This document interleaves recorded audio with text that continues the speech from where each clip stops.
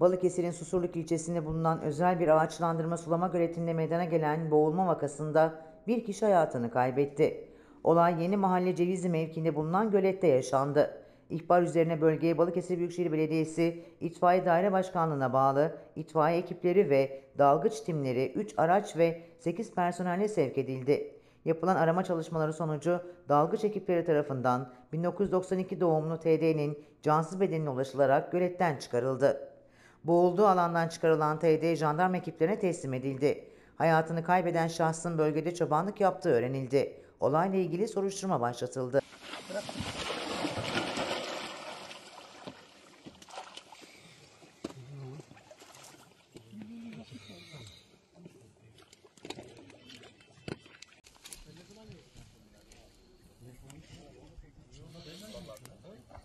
Ben çiftte kalıyorum, anne evde kalıyorum. Beraber. Sen ayrı bir yerde kalıyorsun. Saatim buymuyor. Ben de dedim abi bir şey geç. Ama ben öyle şu anda